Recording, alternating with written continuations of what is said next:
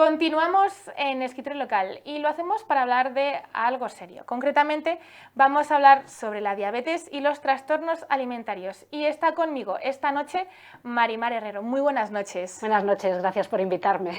Muchas gracias a ti por venir a compartir este ratito con nosotros y para abrirnos quizá un poquito más los ojos en estos temas que son importantes, que como decíamos antes, que están ahí y que igual a veces no los vemos. La semana que viene, Marimar, vas a dar una charla por parte del Colegio Oficial de Psicología de Castilla y León, aquí en Burgos, en el Salón Rojo, en el teatro principal, ¿no? En la sala Polisón. Si te dejo a ti que nos lo expliques mejor, que bueno, si no... Sí, se llama Psicología Hoy y desde Psicología Hoy pues hacemos cada mes una charla y en este caso pues voy a empezar yo con diabetes y trastornos de conducta alimentaria y bueno, pues esperemos que la gente acuda y que le guste. Será a las 8 de la tarde. A las 8. Cabe destacar que retomamos estas charlas con el Colegio Oficial de Psicología de Castilla y León, que la temporada pasada tuvimos aquí por Escritorio Local a muchos psicólogos que que hablaron de temas bastante interesantes y que retomamos este curso pues habiéndolo con Marimar. Así que gracias otra vez por sentarte aquí con nosotros y explícanos un poquito en qué va a consistir esta charla, esta sesión. Sí, bueno, pues explicaré un poco qué son los trastornos de conducta alimentaria, qué es un poco la diabetes también y por qué una enfermedad crónica como la diabetes puede tener como, digamos, comorbilidad un trastorno de conducta alimentaria. Y de ahí, pues, las consecuencias, las causas también. Un poco el término diabulimia también, que es un término un poco, digamos, como que no califica muy bien lo que una persona puede pasar cuando tiene diabetes y trastorno de conducta alimentaria. Y bueno, pues también pues hablaré un poco de que colaboro con la asociación ADEFAB, con la asociación también ASDIBUR, y un poco ese es el resumen, pero bueno, tiene mucha amiga.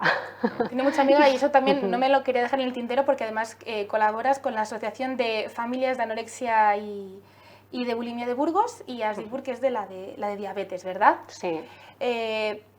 Cuéntanos, Marimar, esta charla nos va a permitir saber más sobre la diabetes y los trastornos alimenticios, que hay un montón, ¿no? ¿Por dónde podemos empezar? Sí, bueno, hay muchos tipos de trastorno de conducta alimentaria, pero quizá a mí siempre me gusta empezar por el dar un poco a entender qué son los trastornos de conducta alimentaria en realidad, porque a veces lo primero que nos aparece es trastorno alimentario, una persona que no come o una persona que no le gusta su cuerpo y claro, eso solamente es la punta del iceberg.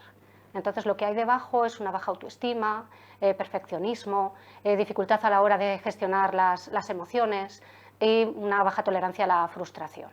Ese es el verdadero problema. Entonces, los trastornos alimentarios son como la solución a los trastornos emocionales que tienen las personas. Cuando una persona padece diabetes, aparecen también esos trastornos emocionales. Además, en el tratamiento van a ponerles también pues, una especie de alimentación rígida en la que tienen que contar carbohidratos, etc. Entonces, eso puede ser uno de los disparadores de que con diabetes se pueda tener un trastorno de conducta alimentaria. ¿Tipos de trastornos alimentarios? Pues el trastorno alimentario de la evitación y restricción de alimentos, que es el comedor selectivo, esa persona que come 4 cositas nada más.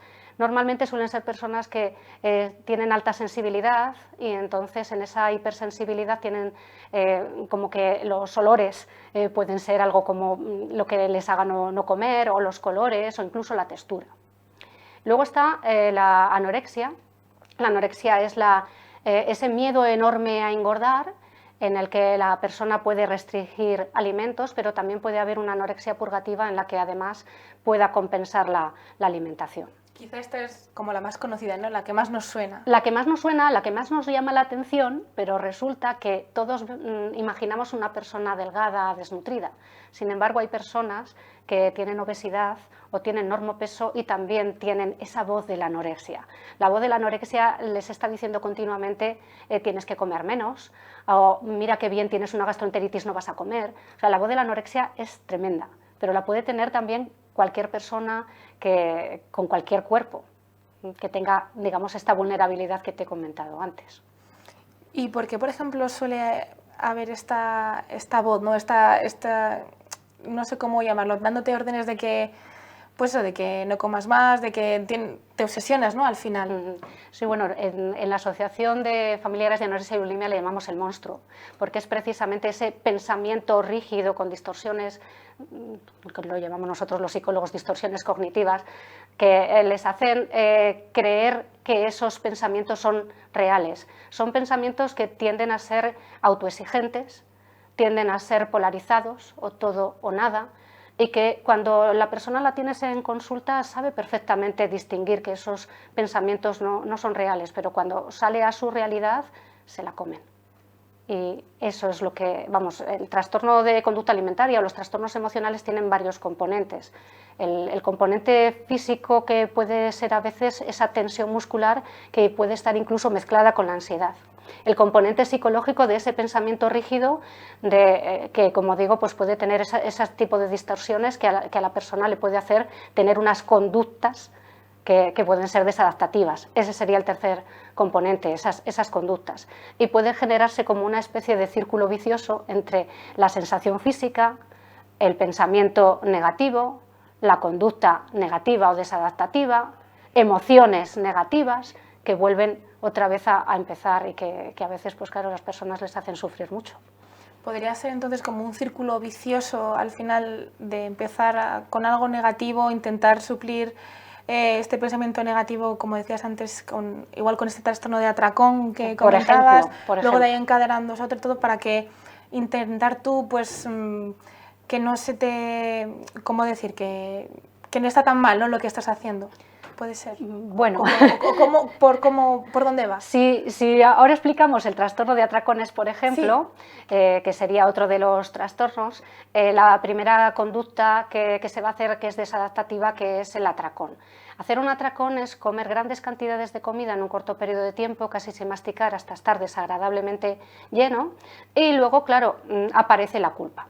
Ese atracón, me cuentan normalmente que en esos momentos hay una impulsividad muy grande que les está produciendo en cierta medida un placer, incluso están manejando emociones, incluso es un momento en el que no piensan.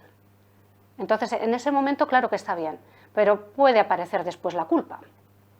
Has vuelto a comer, no deberías haber comido, te has pasado, vas a engordar muchísimo, no te van a querer, porque no es tanto el engordar, sino el miedo al rechazo, el miedo a que no te quieran, el miedo al fracaso. Y el sentimiento de culpa también que vuelve a aparecer, ¿no? Claro, y con el sentimiento de culpa puede volverse el círculo vicioso de vuelvo a comer, porque ya que la he liado, incluso el pensamiento de mañana empiezo la dieta. Entonces, los atracones son una forma de gestionar emociones, que en algunos momentos pues lo que están gestionando también es esa forma de pensar de manera negativa, que es como que no pienso, se ha dormido todo, estoy estupendamente, pero claro, cuando terminan vuelve a empezar otra vez.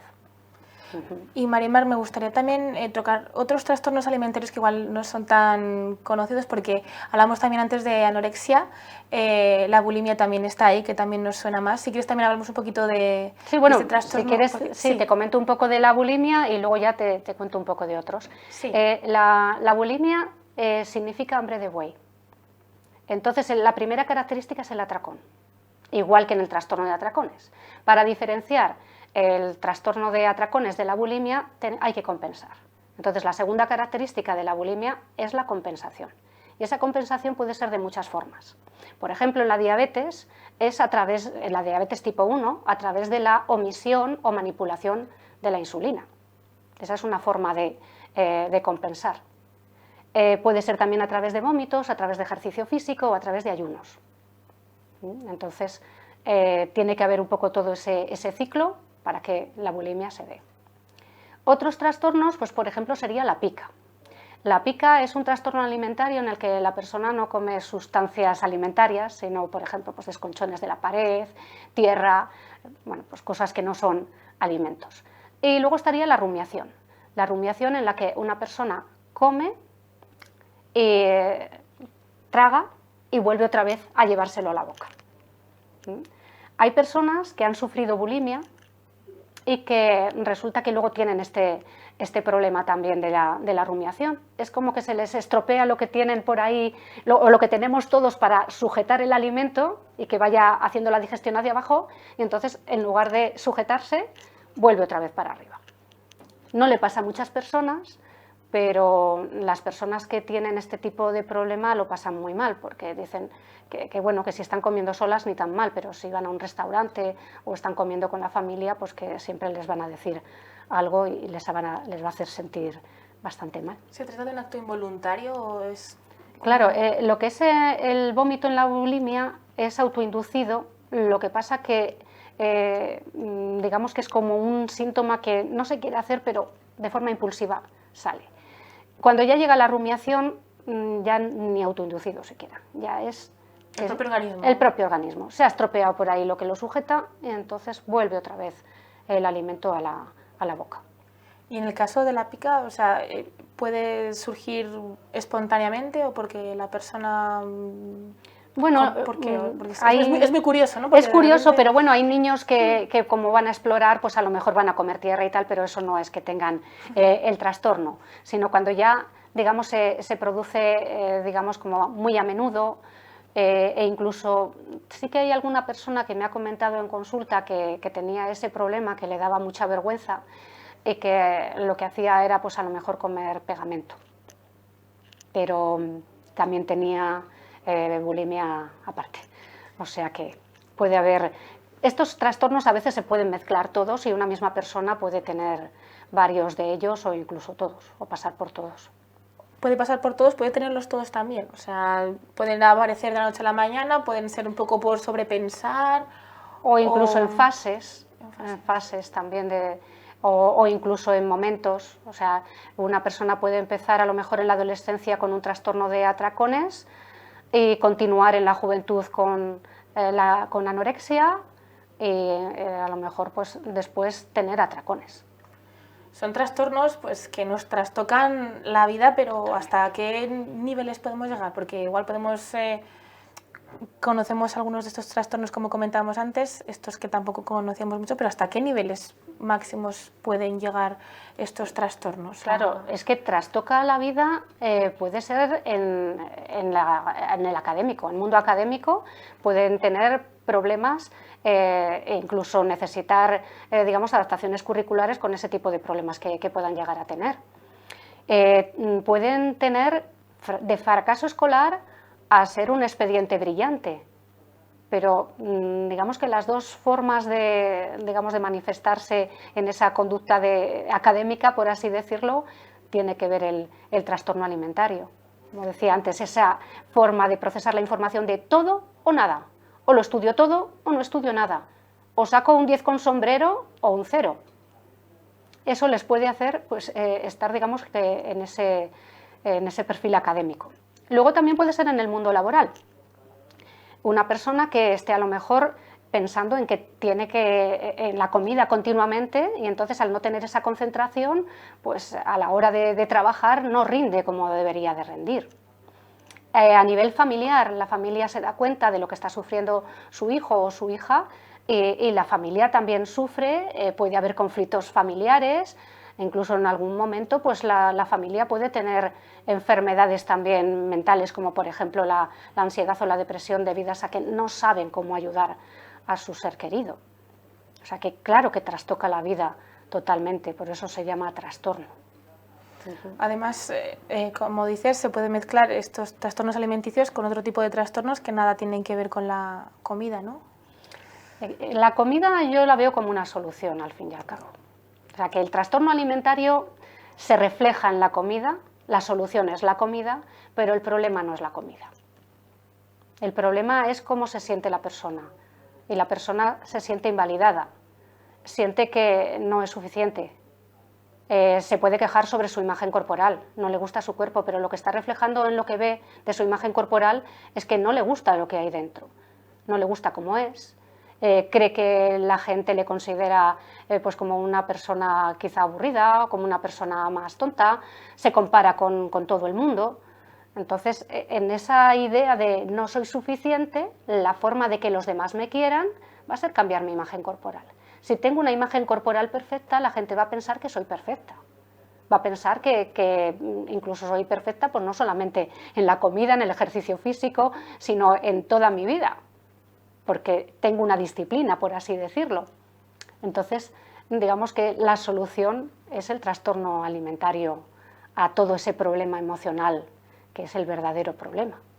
Los trastornos alimentarios, me comentabas antes, Marimar, no es de una época determinada de la vida, sino que pueden aparecer a lo largo de toda la vida, siendo quizás, como me decías, la adolescencia, ¿no?, la etapa más frágil.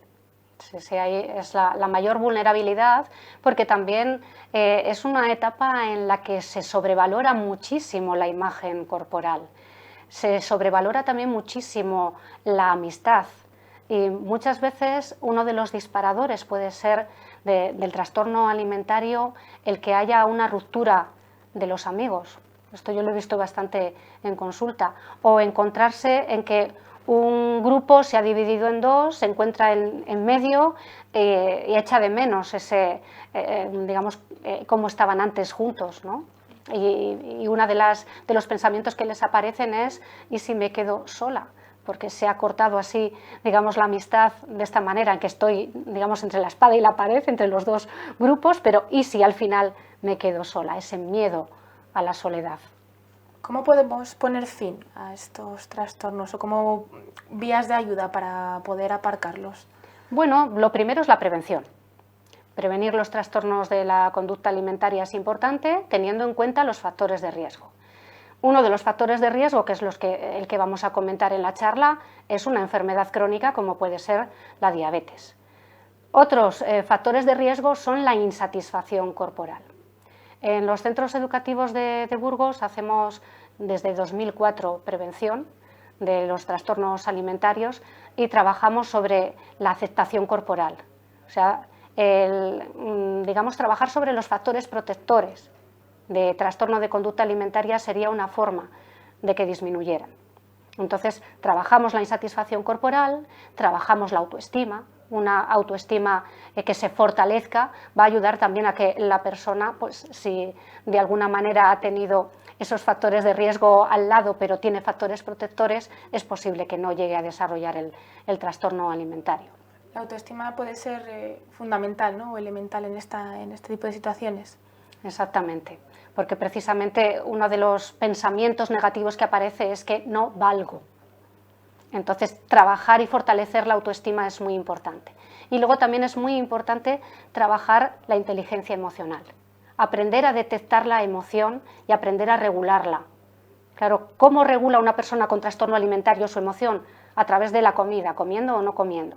Entonces, si las personas aprenden a identificar la emoción y a regularla, porque también en los trastornos alimentarios hay como esa intensidad emocional, como montañas rusas de emociones. Pues trabajar sobre la inteligencia emocional, que aprendan a identificar la emoción y a regularla, también es una forma de poder ayudar a que las personas no desarrollen trastorno alimentario, o por lo menos en los centros educativos también a veces detectamos. Entonces, esa prevención ya secundaria también ayuda a que la persona antes se pueda poner en tratamiento con personal sanitario especializado. Entonces, eso también es importante. Y también los colegios, ¿no?, pues darles un toque de atención a los padres, ¿no?, si se detecta algún comportamiento raro, ¿no?, que te haga decir, uy, aquí pasa algo, ¿no? Claro, a veces sí que los orientadores de algún centro educativo me han dicho, uy, te llamamos porque no sabemos qué hacer, hemos visto que aquí los alumnos, algunos de ellos están tirando los bocadillos. Entonces, a veces pueden ser detectores los profesores. Otras veces es más difícil porque no siempre es fácil detectar un trastorno alimentario, pero hay señales de alarma quizá más visibles, otras más invisibles. Por ejemplo, tirar el bocadillo en el recreo sí que es algo visible. Son cositas, sí, que se puede ver a plena luz del día además, y que si por lo menos esta charla puede ayudar un poco a frenar este tipo de situaciones, o por lo menos que la gente se dé cuenta de que, oye, si pasa algo raro, que sepáis que aquí estamos, que estamos para ayudaros, pues es fundamental, ¿no? De momento vamos a recordar a nuestros espectadores que el próximo día 24 a a las 8 de la tarde en la sala Polisón. Va a estar Marimar hablando sobre la diabetes y sobre los trastornos alimentarios.